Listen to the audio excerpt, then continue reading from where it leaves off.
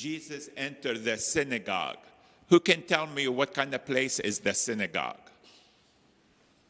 Anybody knows? Okay, the synagogue is the Jewish church. It's like, for us Christians, this is our church. For the Jewish people, they went to the synagogue. That's where they worship. That's where they studied the scripture and they sang the psalms praising God. So it was their church. Now, the Jewish people go to church on Saturday. That's the day of Sabbath. We come to church on Sunday.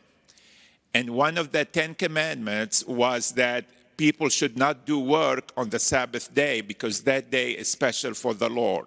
So that the people can spend time in praying, go to the synagogue, study the Bible. Just like for us Sunday, we're not supposed to do work, but time to come to Mass, time to spend with our family and friends, time to pray and do things that will help us get closer to God. So we have this situation where Jesus is in the synagogue on a Saturday. There's other people, and there's a man whose hand is withered. It's like stiff. He couldn't move his hand. And obviously he couldn't use it to work because it was hardened. Now, according to the law, healing someone on the Sabbath is work. And you should not do any work on the Sabbath.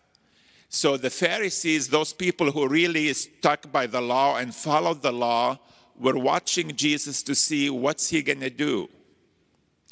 So now Jesus has this dilemma. If he heals the people, then the Pharisees will become angry and upset with him.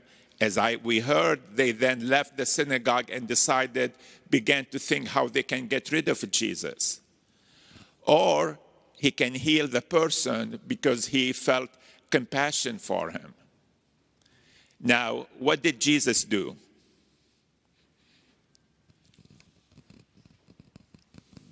He was healing a person whose hand wasn't moving. Right. So Jesus chose compassion and healed the person whose hand wasn't moving. Now, if you were in Jesus' place, what would you do, knowing how some people will react to your actions? Okay, let's get some people here in the back. Come closer. I would heal the person because he felt compassion. Okay, so you would heal the person. Anybody else would have done something different?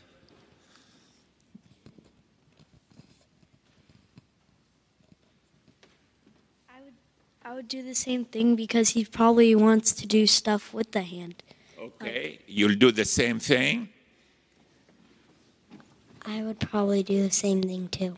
Okay, so most of us, I hope all of us will do what Jesus have done. But it's easy to say that because we're not in that situation.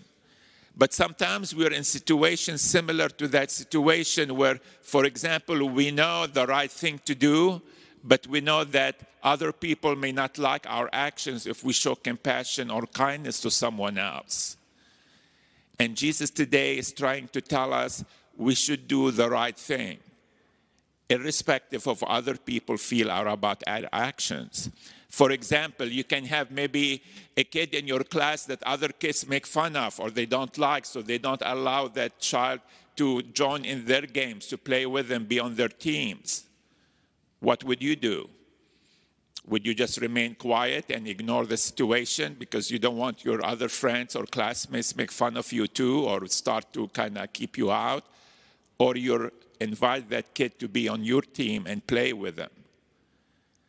See, a lot of times we're in situations like this that instead of doing the right thing, we choose to do what everyone else expects us to do and not do things out of love and compassion for others.